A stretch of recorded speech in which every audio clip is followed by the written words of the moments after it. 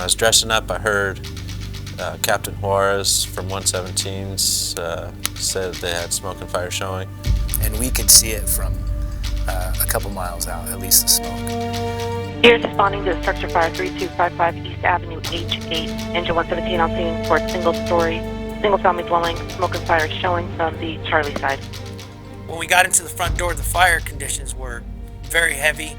There was a lot of fire, there was a lot of smoke, it was down to the ground. High velocity smoke come from the front, and it was pretty much to the floor. So I heard Captain Juarez, who was off of engine 117, saying that he was taking heavy fire. As soon as we stretched our line out, somebody came up next to me and said, "Hey, my grandfather's inside. We need to get him out."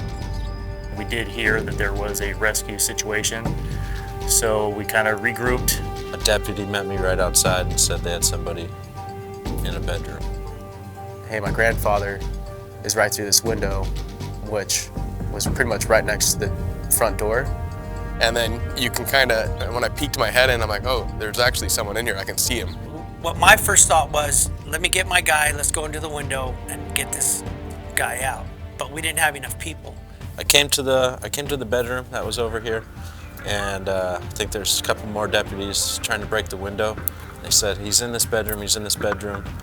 And I could see through the smoke there was a glow at the door, and that's what was most concerning. So my second thought was, let's go into the front door, let's hold the fire at bay so that the next in company can come in and effect the rescue. With 117s and the amount of fire that I saw pulling up, I thought that was a very good decision to go to fire tech.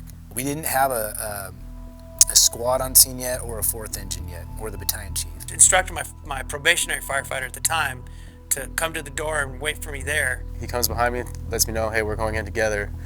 And then, I mean, you have black smoke pretty much to the floor. That's how well involved this fire is. And then I saw that 117's crew was trying to push into the doorway, but it was heavy black smoke and fire. It was very hot. We made a decision that we were going to go through the window. It was going to be the easiest option for us to get to the victim. I looked at the front door to see if I could go through the front door, and I saw fire kind of lipping out the front door.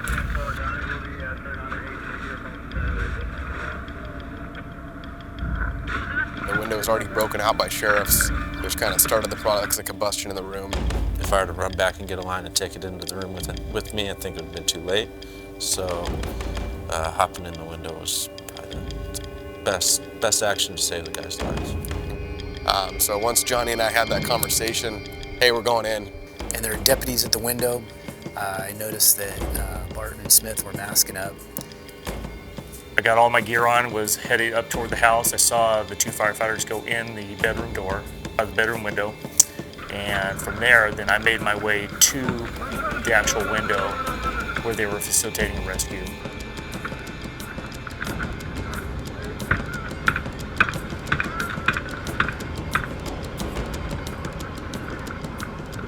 I need to start putting water down that hallway as soon as possible, or to cool it down.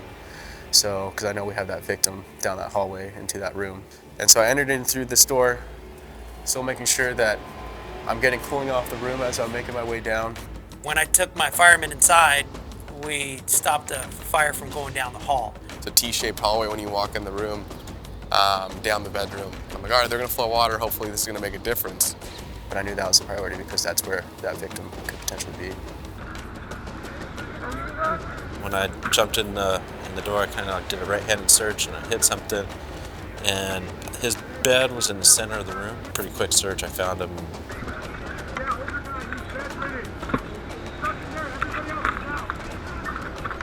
However, it was pack rat conditions inside the room. So couldn't get to the door.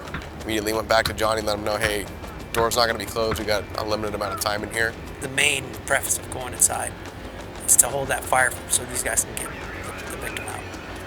I was trying to cool off this area, but I knew that the main area of focus that I needed to get to was to the left. You could see it start to kind of licking in, and we didn't realize this, and I had a helmet cam on, and I didn't realize how quickly the room was about to flash. And then from talking to the captain who was outside, he's like, "You guys didn't see the fire above you?" And we're like, "Oh, no, not at all." We were more focused on the victim at that point. Once my captain told me to make a push, try to get myself set up right in front of this hallway and cool down as much as possible. And as soon as we knocked this part down, we were holding it right here, and then we backed up a little bit because it was coming over our heads, and we tried to keep it from going down the hallway. So he shot it down the hallway just to create some steam to cool it down, and then he brought it back, and we were... During that whole time, still fire attack was being done, and affecting to make sure that we weren't going to get flashed over in the room we were in. We obviously didn't have a hose line with us. Got to the victim with Johnny, had a probably 10-second conversation about how we're going to get this guy out. He was conscious. We made sure he was conscious from breathing on his own. We found him, and then we dragged him and kind of just used our instinct to get him out. There was no way we could take him out of the bedroom door because of fire conditions inside the house. Through the window was the best way to get him out. I popped my head up and I communicated to the two guys that were outside the window what we were going to do, and I used a tool to clear the rest of the windowsill to get all the glass out of there.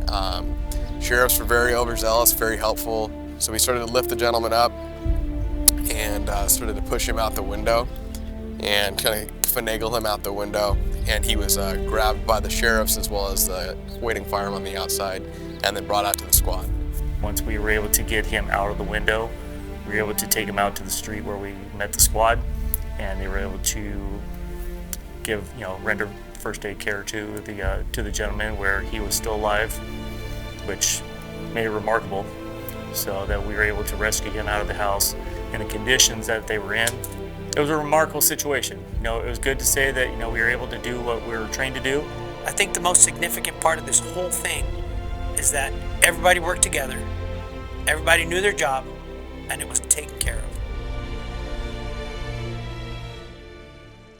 of.